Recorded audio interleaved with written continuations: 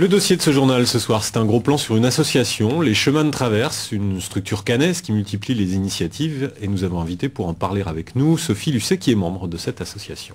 Patrice Anctil et Jean-Michel Guillot ont décortiqué les nombreuses actions de solidarité des Chemins de Traverse, notamment pour aider les exclus, quel que soit le type d'exclusion d'ailleurs. Voici le reportage. Un quartier en quête de réhabilitation, la Guérinière. C'est dans l'un de ces immeubles que l'association Les Chemins de Traverse a installé ses locaux dans un F4 converti en lieu d'accueil et d'écoute. Là, on y reçoit les exclus, ceux qui ont perdu ou qui parfois n'ont pas trouvé leur place dans la société. Redonner un sens à leur existence en devenant des acteurs et non plus des assistés est l'un des buts de l'association, dont l'action vise à tisser des liens avec les autres et leur ouvrir des voies de réinsertion. Essayer de retravailler avec les institutions, de remettre aussi du lien. Essayer de comprendre et que le jeune puisse avoir un endroit pour se poser. Peut-être que l'association peut leur permettre de se reconstruire. Ou de se construire pour certains. Pour permettre les échanges entre des populations d'origine sociale, culturelle ou géographique différentes, l'association dispose de plusieurs outils. Un atelier d'écoute et de dialogue ou une salle multimédia. Depuis presque un an, elle possède en outre son mensuel, Le Bouffon, réalisé par une équipe d'une quinzaine de personnes et qui depuis quelques mois a trouvé sa place dans les kiosques. Par contre, je pense que les premiers numéros étaient un petit peu centrés sur l'association parce qu'il fallait le temps qu'on se mette en place. Mais de plus en plus, Le Bouffon se veut de dépasser les frontières justement, comme un peu tous les outils de l'association Les Chemins de Traverse, afin de s'intéresser à toutes les cultures et à toutes les questions de société qui peuvent intéresser les lecteurs, quoi. Sur les bords de l'Orne, à quelques rues du centre-ville, un atelier de création et de confection fournit un cadre de travail à des femmes venues de pays étrangers ou sortant de détention. Animé par une encadrante technique spécialisée, ce point de vente et d'artisanat est un lieu de formation et de réinsertion professionnelle pour 6 personnes bénéficiant d'un contrat d'accompagnement dans l'emploi. 6 autres, sous la responsabilité d'un chef cuisinier, ont trouvé un emploi à mi-temps dans le restaurant créé par l'association en plein cœur du quartier de la Guérinière. L'établissement, géré en société coopérative d'intérêt collectif, y organise aussi des animations, comme cette soirée consacrée à la lecture autour d'une expérience en milieu carcéral, l'exclusion, vécue du dedans ou du dehors. Claire et moi, on a nos hommes en prison. On est aussi otages à force de les attendre. Martine est gitane. Ses 5 garçons et son mari ont été condamnés. Il en reste encore 1 ou 2 aux onzons. Alors maintenant, on va te dire la prison au réel. La prison telle qu'on la vit depuis qu'on est devenu des parloirs. Parce qu'on nous appelle les parloirs, mais aussi les vierges noires. Bonsoir Sophie Lucet, merci de nous avoir rejoints. On ne pouvait pas faire autrement que de recevoir une femme en cette soirée du 8 mars.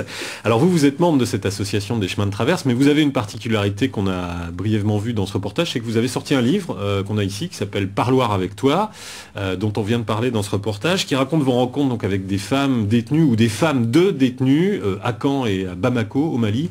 Pourquoi vous avez voulu les rencontrer, ces femmes, et puis pourquoi vous avez voulu le raconter ?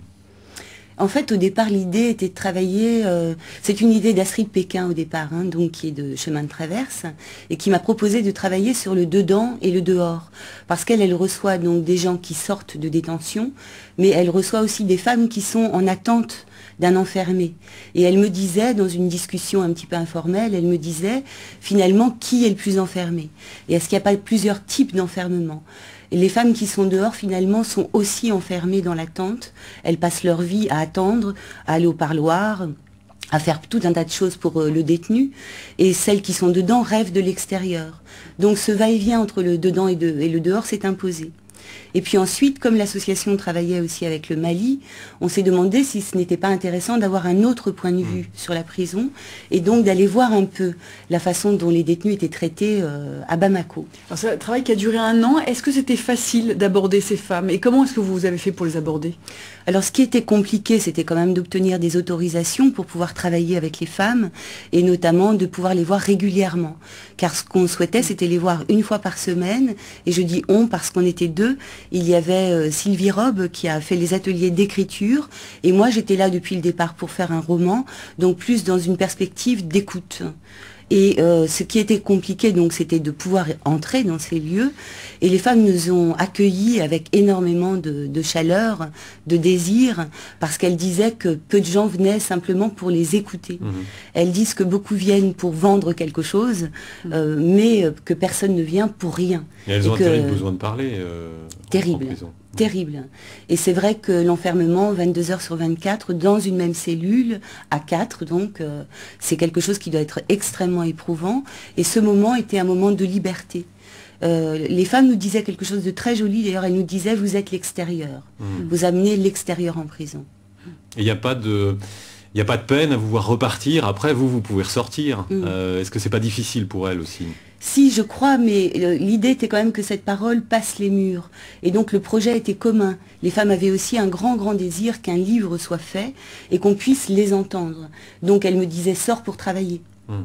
Elles avaient vraiment cette volonté, ce désir que le livre sorte. Est-ce que ça vous a marqué, ces rencontres? Comment peut-on faire autrement que d'être marqué par des rencontres pareilles?